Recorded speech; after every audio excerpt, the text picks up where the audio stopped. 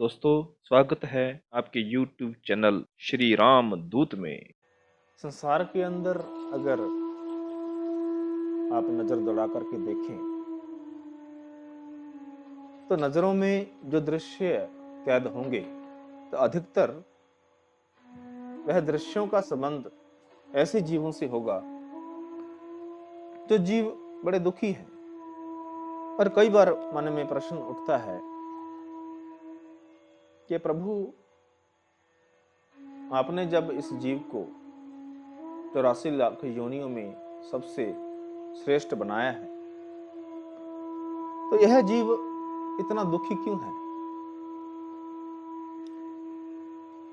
संसार का कौन सा ऐसा हृदय है जहां पर क्रुंदन नहीं है? ऐसी कौन सी आंख है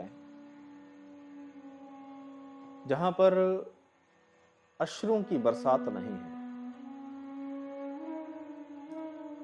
बड़ा ऐसा माहौल है कि किसी से अगर हम बात करें तो अपना दुख आप सुना ही नहीं सकते, क्योंकि आपको सामने से सुनने के लिए दुखों का एक भंडार। प्रभु, अगर ऐसे ही दुखपूर्ण पलों से सजा यह जीवन है तो फिर आपने क्यों कहा कि यह मनुष्य का जीवन सबसे श्रेष्ठ है?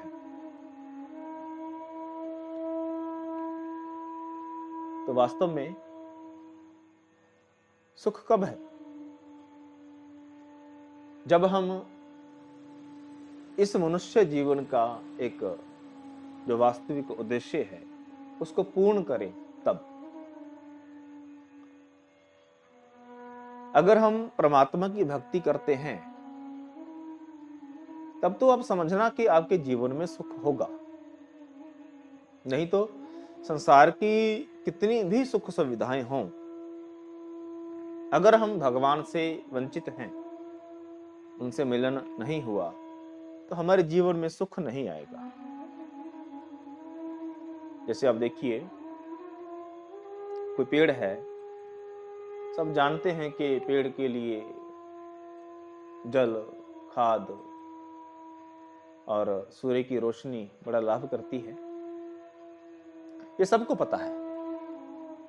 लेकिन यह लाभ भी एक विशेष परिस्थिति में ही वृक्ष को मिलते हैं। कब? जब वो पेड़ धरा से जुड़ा हुआ है, उसकी जड़ें धरा के अंदर, जैसे हम बाहें नहीं फैलाते किसी से मिलते हैं, ऐसे अपनी जड़ें फैला करके धरती माँ को कहता है कि मैं तेरे से ही मिलना है, तू ही मेरी है और मैं तेरा।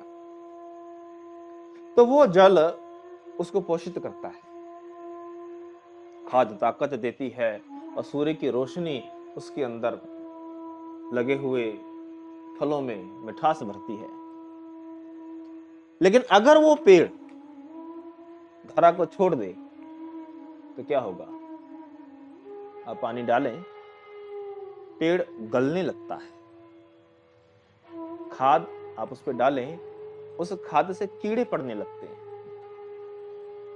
सूर्य की रोशनी उस पेड़ पर पड़ने दें, वो पेड़ सूखने लगता है, अकड़ जाता है। स्पष्ट सा सिद्धांत है कि अगर पेड़ के जीवन में धरा है तो जल, खाद, सूर्य की रोशनी ये लाभ देंगी।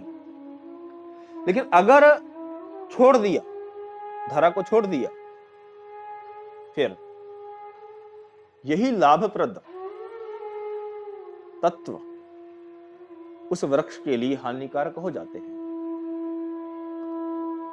ईश्वर ने हमें कहा, अवर जून तेरी सिकदारी, ये अन्य योनियां तेरी नौकर हैं, तेरे आगे पानी भरती हैं। 184 जोन सुबाई मानस को प्रभ दी वडियाई, कि इसको वडियाई दी है, इसको महत्व दिया है। लेकिन कब? जब यह अपने मूल से जुड़ा है, अर्थात परमात्मा से जुड़ा है, तब तो संसार का धन भी आपको लाभ देगा, पुत्र पुत्रियां भी लाभ देंगे, पति पत्नी भी आपको लाभ देंगे। लेकिन अगर भगवान से दूर हो गए या भगवान को दूर करने की कोई चेष्टा कर बैठे, सज्जनों, संसार की बड़ी से बड़ी अमूल्यवान वस्तु भी आपको रुला के रख देगी, आपको सुख नहीं दे सकती। रामायण काल में यह घटना कितनी सुंदर है, हमें उंगली पकड़कर जीने की राह सिखाती है। जब मां सीता सोने के मृग को देखती हैं और भगवान श्री राम से मां सीता अनुनय विनय निवेदन करती हैं कि मुझे वो सोने के मृग की छाल चाहिए। देखिए कैसी विचित्र अवस्था है। माता सीता जिनको वनवास नहीं हुआ, वनवास तो केवल श्री राम जी को हुआ है, लेकिन क्योंकि श्री राम मेरे आधार हैं, भला मैं इन महलों में अयोध्यापुरी में अपने आधार के बिना रह करके मैं कैसे सुख को प्राप्त करूंगी, मैं कैसे सामान्य रह पाऊंगी, मैं कैसे अपने अस्तित्व की कल्पना करूंगी। भले ही मुझको वनवास नहीं हुआ, लेकिन जहां मेरे स्वामी जाएंगे मैं उनकी परछाई हूं, मैं उनके साथ ही रहूंगी। श्री राम लेके आ गए और उनका समर्पण अद्वितीय है, सराहनीय है। अब यहां पर ऐसा नहीं है कि माता सीता को कोई मृग ने आकर्षित कर लिया, ऐसा नहीं है। कौन सा सोने का ऐसा मृग है जो माता सीता के मन को अपनी ओर खींच पाए। लेकिन माता सीता एक ऐसा पात्र खेल रही हैं, एक ऐसी लीला कर रही हैं, वो वास्तव में उनके प्रति आकर्षित नहीं थी, मारीच के प्रति। वो मेरे को समझाने के लिए, वो आपको समझाने के लिए कि देखो आपके पास भगवान भी हो, आपके संग रहते हो और आपका भगवान के साथ सबसे अधिक घनिष्ठ संबंध हो, लेकिन अगर जीवन के अंदर भगवान को यह कहें कि प्रभु आप जाओ और वह चमकती हुई वस्तु मुझे लाके दो, ये सौदा कितना घाटे का है। भगवान आप तो जाओ और वो वस्तु मेरे पास आए, क्योंकि वह चमक रही है, स्वर्ण की। भगवान ने देखा कि सीते हम ही को दूर भेज रहे हो। हालांकि प्रभु भी जानते हैं कि माता सीता तो जगत जननी है और इनको कौन सा नहीं पता कि इनकी सृष्टि में, इस जगत में सोने का मृग बना ही नहीं। तो संसार को एक सुंदर संदेश देने के लिए भगवान राम इस लीला के अंदर अपनी भूमिका निभाते हुए कहते हैं कि ठीक है, मैं उस स्वर्ण मृग को मारकर उसका छाल लाकर मैं आपको प्रदान करता हूं। और देखिए घटना आप जानते हैं, भगवान श्री राम मारीच के पीछे गए और पीछे से रावण आया और मां सीता को हर के ले गया। रावण ने मां सीता को कहां रखा? अब यहां पर चिंतन कीजिए, गौर कीजिए। मां सीता ने मांग की थी कि मुझे स्वर्ण का मृग चाहिए, और भगवान ने क्या किया? हमें दूर करके स्वर्ण का मृग चाहिए सीते, जाओ हम दिए देते हैं। और सोने का मृग बड़ी छोटी चीज है, अरे हम आपको सोने की लंका देते हैं। सोने का मृग ये क्या? हम सोने का पूरा महल, और 400 योजन के अंदर बना हुआ महल है सोने की लंका। 1 योजन 8 मील का होता है। और 8 चौका 32, 3200 मील के अंदर फैला हुआ कोई सोने का महल हो और वो आपके चरणों में रावण जैसा व्यक्ति रखने को तैयार हो, तो मैं समझता हूं कि अगर वस्तु के आधार पर सुख मिलता हो तो माता सीता ने सोचा था कि स्वर्ण मृग मेरे को सुख देगा, और सोने की लंका तो बहुत अधिक सुख देना चाहिए। लेकिन आप जानते हैं, आप श्री रामचरितमानस पढ़ करके देखें, माता सीता लगभग 13 मास लंका में रही और 13 मास तक माता सीता की अखियों से अश्रु नहीं सूखे, वे रोती रही। और इस दर्द से भरी दास्तां के अंदर केवल एक संदेश जो सबसे मुख्यता प्रकट होता है कि भगवान को दूर करके आपको कण नहीं बल्कि मन मिल जाएगा, उससे कई अधिक। लेकिन अगर आप कहो कि आपको सुख मिल जाएगा, क्षमा कीजिए, सुख नहीं मिलता। और गोस्वामी जी ने एक बड़ी सुंदर चौपाई लिखी है, कमठ पीठ जामहि बरु बारा, बंदे ही सुत बरु काहो ही मारा। फूल ही नभ बरु बहुविध फूला, जीव न लहे ही सुख हरि प्रतिकूला। इसका अर्थ है कि कमठ पीठ जामहि बरु बारा। गोस्वामी जी कहते हैं कि संसार के अंदर एक से एक झूठ है। आप सुनेंगे तो कहेंगे कि भैया ऐसा तो होता ही नहीं है, क्या कभी भैंस आसमान में उड़ी? मानेंगे? उड़ ही नहीं सकती, मानने का विषय नहीं। तो कहा कि मेरे पास एक व्यक्ति आया और उसने कहा कि हमारे पास एक कछुआ है और कछुए की पीठ पर बाल और बड़े रेशमी बाल हैं।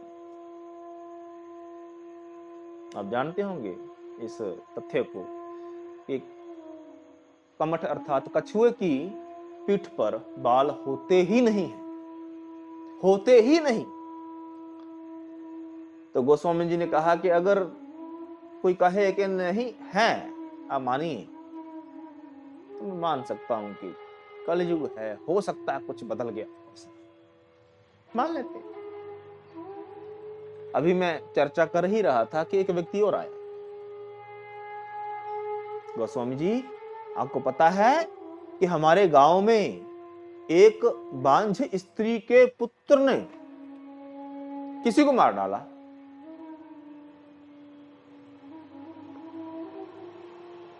अब शब्दों पर ध्यान दीजिए, किसी बांझ स्त्री के पुत्र ने, तो माफ कीजिएगा मैं यह शब्द बोलना अधिक उचित नहीं समझता, लेकिन क्योंकि बात रखनी है तो इसलिए बांझ शब्द मैं उच्चारित कर रहा हूं कि उसके पुत्र ने किसी को मार डाला। तो आप सैद्धांतिक तौर पर देखें, अगर किसी का पुत्र ही हो तो वो बांझ थोड़ी होती है। बांझ है इसका मतलब उसको संतान है ही नहीं, पुत्र है ही नहीं, और पुत्र है ही नहीं तो किसी को मारने का प्रश्न ही पैदा नहीं होता। इसका मतलब पूर्णतः असत्य है। लेकिन मैंने सोचा कि चलो हो सकता है कलयुग है भाई, क्या पता हो गया। अभी वहां पर चर्चा चल ही रही थी कि एक सज्जन आए, कहा कि लीजिए गोस्वामी जी, मैं पुष्प लेके आया हूं और यह पुष्प पता कहां से तोड़ के लाया हूं। मैंने पूछा कहां से? कहा कि वहां नभ में हमारी बगिया है, वहां हमने बड़े सुंदर सुंदर फूल उगाए हैं, तो वहां से मैं तोड़ करके लाया। तो पता है कि ऊपर तो कहीं बगिया है नहीं, निश्चित ही यह असत्य भाषण है। तो मैं नकारने ही वाला था। तो मैंने कहा कि भाई कलयुग है, हो सकता है कि हो गया। और अचानक उसी समय एक व्यक्ति आया, कहा कि गोस्वामी जी मैं बड़ा सुखी हूं, मैं बड़ा सुखी हूं, और पता है मैंने भगवान की भक्ति की ही नहीं, उल्टा उसका परम विरोधी हूं। अरे मैं सुखी बड़ा हूं। लेकिन गोस्वामी जी कहते हैं कि भैया यह झूठ मान लूंगा कि कछुए की पीठ पर बाल आ गए, आसमान में फूल अंकुरित हो गए, मैं मान लूंगा। किसी बांझी स्त्री के पुत्र ने किसी को मार दिया, मैं मान लूंगा। लेकिन अगर कोई कहता है कि मैंने भगवान की भक्ति को त्याग दिया है, उसके प्रतिकूल हूं और मैं सुखी बड़ा हूं, मैं बड़े आनंद में हूं, तो कहा कि नहीं, यह संभव ही नहीं है। सज्जनों यह सत्य है, क्योंकि सकल संसार को राजा दुखिया, हरि का नाम जपत होए सुखिया।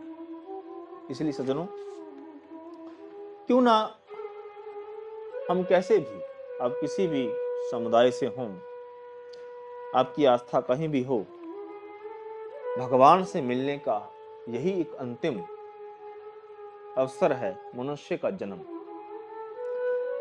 और नहीं पता कब इस घट ने फूट जाना है। घट का अर्थात घड़ा होता है, और घड़े का पता नहीं कब टूट जाता है। हम आदमी हाँ एकदमी, दम आ गया तो आदमी आदमी है, नहीं तो एक आदमी की लाश है, एक मिट्टी की ढेरी है। इसलिए इस शरीर में रहते रहते अगर भगवान का मिलन हो गया तब तो सुख है, अन्यथा सुख नहीं है। आप इसको जितनी शीघ्रता से समझ लें, अपने मन में बिठा लें, उतना ही अच्छा है। इतने कहते हुए आज की विवेचना को यहीं विराम देते हैं, और आपसे निवेदन है कि अगर आपको अच्छा लगा हो तो हमारे YouTube चैनल श्री रामदूत को अवश्य सब्सक्राइब करें, बेल आइकन दबाते हुए कमेंट करें, शेयर करें, और कोशिश करें कि हमारा जीवन धर्म की ओर अग्रसर हो। इतने कहते हुए सभी को धन्यवाद, शुक्रिया।